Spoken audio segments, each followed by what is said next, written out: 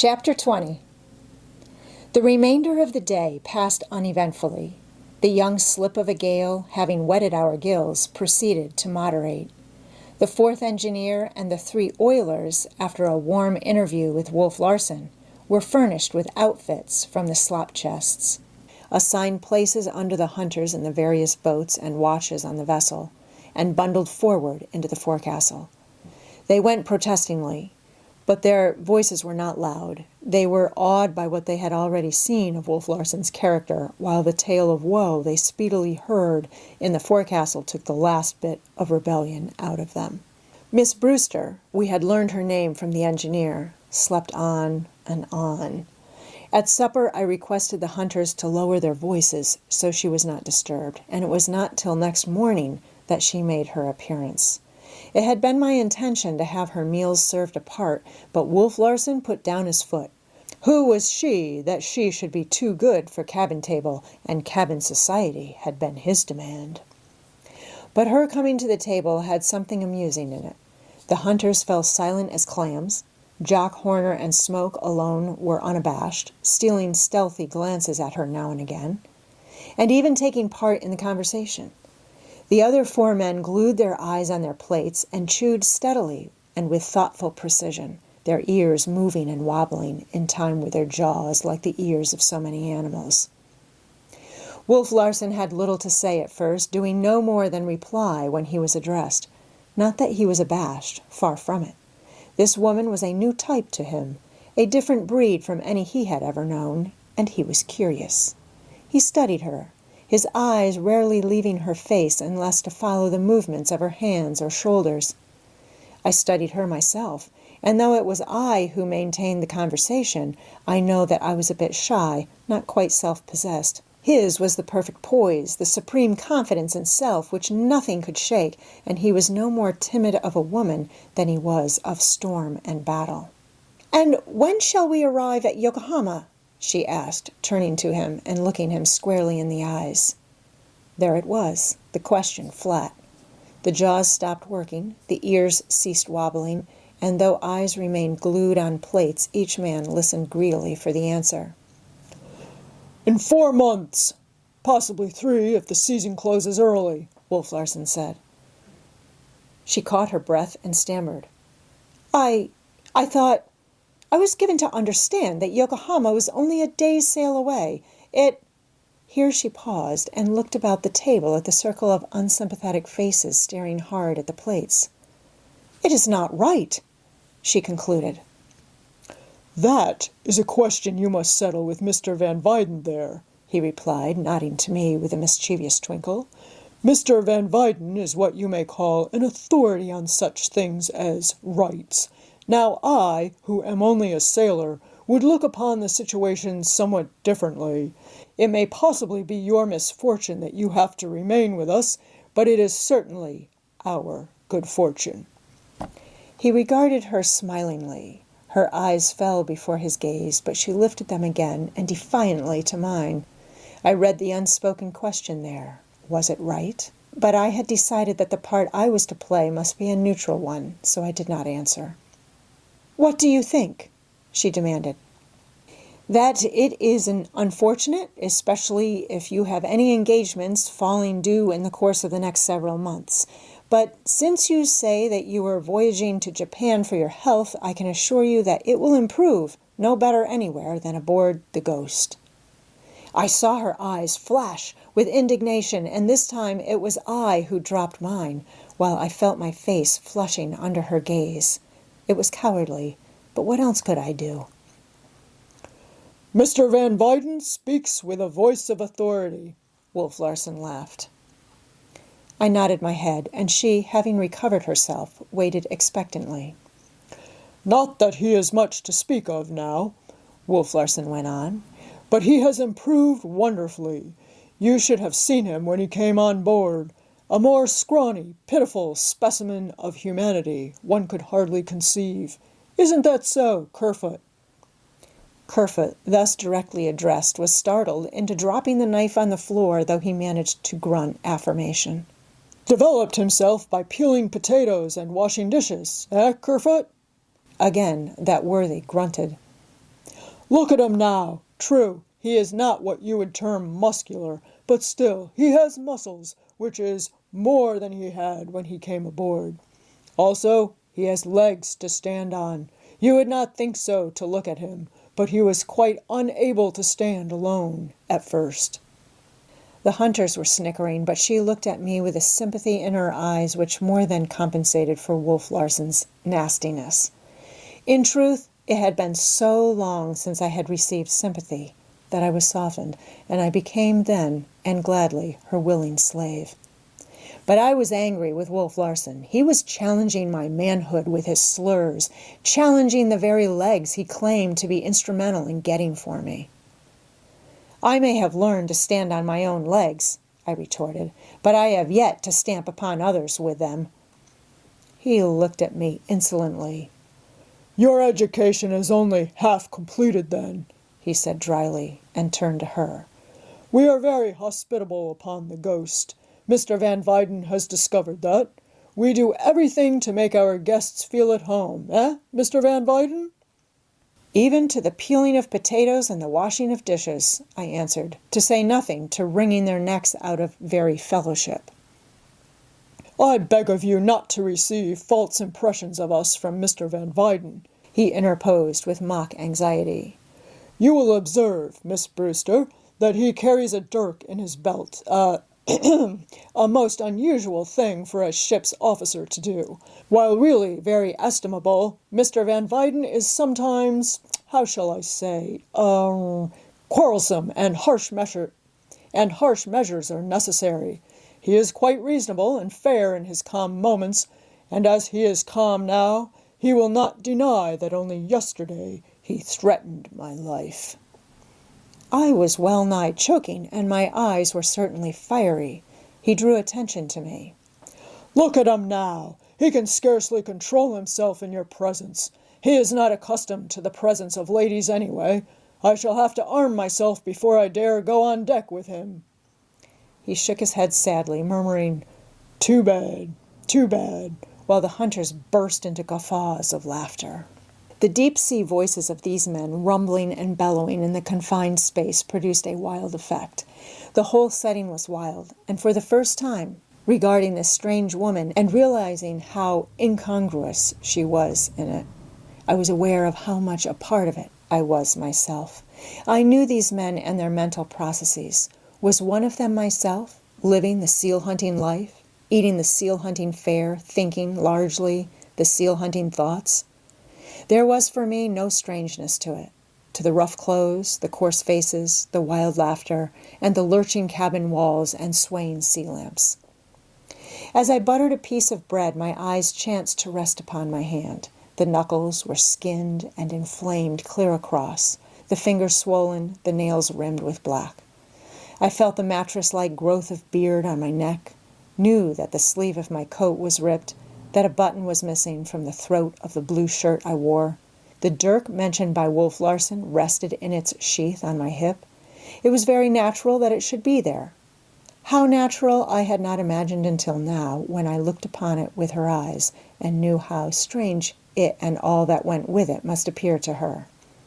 But she divined the mockery in Wolf Larson's words and again favored me with a sympathetic glance. But there was a look of bewilderment also in her eyes. That it was mockery made the situation more puzzling to her. "I may be taken off by some passing vessel, perhaps?" she suggested. "There will be no passing vessels except other sealing schooners," Wolf Larson made answer. "I have no clothes, nothing," she objected. "You hardly realize, sir, that I am not a man, or that I am unaccustomed to the vagrant, careless life which you and your men seem to lead." "The sooner you get accustomed to it, the better," he said. "I'll furnish you with cloth, needles, and thread," he added. "I hope it will not be too dreadful a hardship for you to make yourself a dress or two." She made a wry pucker with her mouth, as though to advertise her ignorance of dressmaking. That she was frightened and bewildered, and that she was bravely striving to hide it, was quite plain to me. "I suppose you're like Mr. Van Weyden there, accustomed to having things done for you. Well, I think doing a few things for yourself will hardly dislocate any joints." By the way, what do you do for a living?" She regarded him with amazement unconcealed. "I mean no offense, believe me. People eat, therefore they must procure the wherewithal. These men here shoot seals in order to live, for the same reason I sail this schooner, and Mr. Van Weyden, for the present at any rate, earns his salty grub by assisting me. Now what do you do?" She shrugged her shoulders. "Do you feed yourself, or does someone else feed you?" "I'm afraid someone else has fed me most of my life," she laughed, trying bravely to enter into the spirit of his quizzing, though I could see a terror dawning and growing in her eyes as she watched Wolf Larson. "And I suppose someone else makes your bed for you?" "I have made beds," she replied. "Very often?" She shook her head with mock ruefulness. "Do you know what they do to poor men in the States who, like you, do not work for their living?" "I am very ignorant," she pleaded. "What do they do to the poor men who are like me?" "They send them to jail. The crime of not earning a living, in their case, is called vagrancy.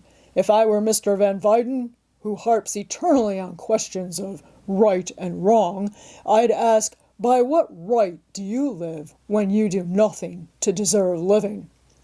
"But, as you are not Mr. Van Weyden, I don't have to answer, do I?" She beamed upon him through her terror-filled eyes, and the pathos of it cut me to the heart. I must in some way break in and lead the conversation into other channels. "Have you ever earned $1 by your own labor?" he demanded, certain of her answer, a triumphant vindictiveness in his voice. "Yes, I have," she answered slowly, and I could have laughed aloud at his crestfallen visage. "I remember my father giving me $1 once when I was a little girl for remaining absolutely quiet for 5 minutes. He smiled indulgently. "But that was long ago," she continued, "and you would scarcely demand a little girl of 9 to earn her own living. At present, however," she said, after another slight pause, "I earn about $1,800 a year." With one accord, all eyes left the plates and settled on her. A woman who earned $1,800 a year was worth looking at. Wolf Larson was undisguised in his admiration. "Salary or piecework?" he asked. "Piecework," she answered promptly. 1,800, he calculated. "That's $150 a month. Well, Miss Brewster, there is nothing small about the ghost. Consider yourself on salary during the time you remain with us." She made no acknowledgment. She was too unused as yet to the whims of the man to accept them with equanimity. "I forgot to inquire," he went on suavely, "as to the nature of your occupation. What commodities do you turn out? What tools and materials do you require?" "Paper and ink," she laughed, "and, oh, also a typewriter." "You are Maud Brewster," I said slowly and with certainty, almost as though I were charging her with a crime.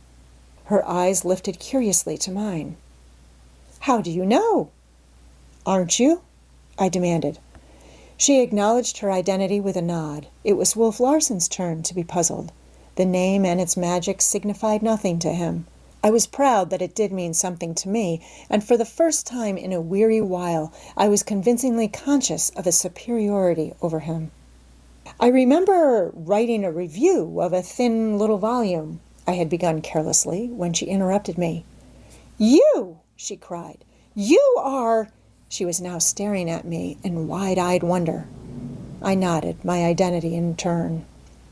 "Humphrey Van Weyden," she concluded, then added with a sigh of relief, and unaware that she had glanced that relief at Wolf Larson, "I am so glad." "I remember the review," she went on hastily, becoming aware of the awkwardness of her remark.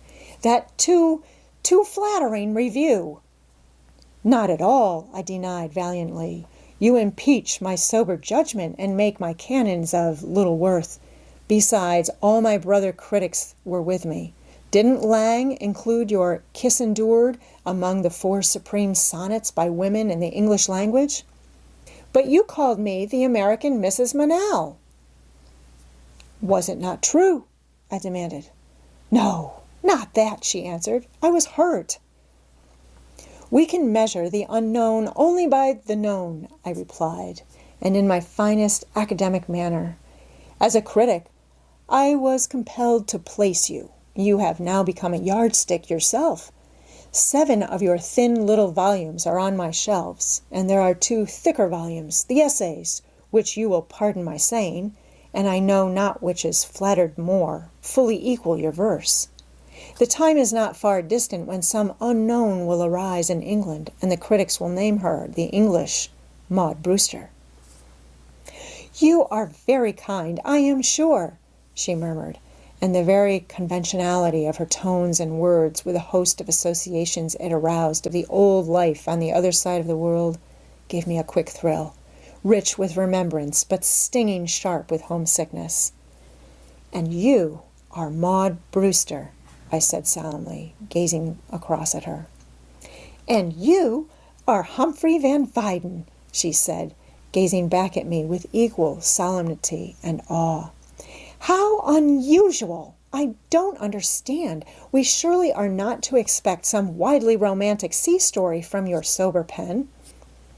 "No, I am not gathering material, I assure you," was my answer. "I have neither aptitude nor inclination for fiction." "Tell me, why have you always buried yourself in California?" she next asked. "It has not been kind of you. We of the East have seen so very little of you, too little, indeed, of the Dean of American Letters, the second." I bowed to and disclaimed the compliment. "I nearly met you, once, in Philadelphia, some Browning affair or other. You were to lecture, you know. My train was 4 hours late." And then we quite forgot where we were, leaving Wolf Larson stranded and silent in the midst of our flood of gossip. The hunters left the table and went on deck, and still we talked. Wolf Larson alone remained. Suddenly I became aware of him, leaning back from the table and listening curiously to our alien speech of a world he did not know. I broke short off in the middle of a sentence. The present, with all its perils and anxieties, rushed upon me with stunning force. It smote Miss Brewster likewise, a vague and nameless terror rushing into her eyes as she regarded Wolf Larson. He rose to his feet and laughed awkwardly. The sound of it was metallic. "Oh, don't mind me," he said, with a self-depreciatory wave of his hand. "I don't count. Go on, I pray you."